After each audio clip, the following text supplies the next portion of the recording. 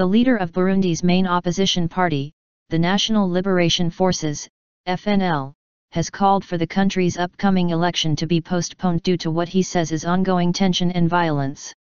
In an interview with VOA, Agathon Rwasa, a former rebel leader turned politician, also called for the intervention of the international community to ensure the country's peace and stability before an election can be held. "We've been asking all the partners to Burundi to intervene," Rwasa said. "We cannot accept that one person can make changes his way, while this could be harmful to the nation. Moreover, I may say that the international community must be involved, since after all, they are key partners in the economy of this country and in different areas of the life of the nation." Rwasa says President Pierre Nkurunziza should not forget that he became president due to the signing of the Arusha agreement. He should remind himself and his fellows that after all there is a minimum of a gratitude one must show to Burundians and the international community, otherwise, I think maybe him and his fellows would just be in the bushes in Congo, he said. Rwasa, who met with the foreign minister from the East African community on Wednesday, said Mr. Nkurunziza is to blame for the current violence following his decision to seek a third-term bid.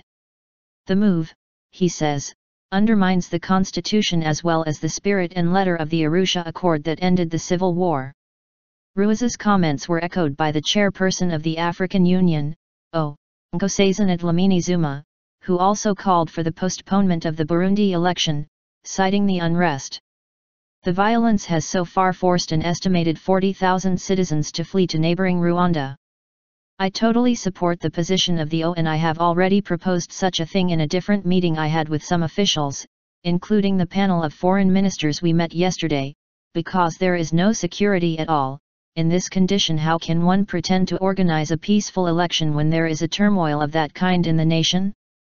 Also, there is no room for democracy once the constitution is violated," he said. "I mean the position of the CNDD-FDD and President Nkurunziza to run for a third term, which is totally unacceptable, because it is against the constitution and against the Arusha Agreement and the spirit of reconciliation we have accepted to implement in our country," Rwasa added. The East African foreign ministers were in Bujumbura as part of a fact-finding mission to ascertain the situation in Burundi, ahead of a heads of state regional summit scheduled to be held in Tanzania on May 14. The foreign ministers met with President Nkurunziza, as well as opposition and civil society groups. Burundi is expected to feature high on the agenda of the regional leaders at the summit.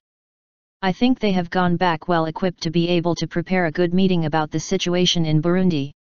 Maybe we should just wait until they hold their meeting and we know what their decision is," said Rwasa. Rwasa disagrees with the decision of the Constitutional Court, which paves way for incumbent President Nkurunziza to run for a third term.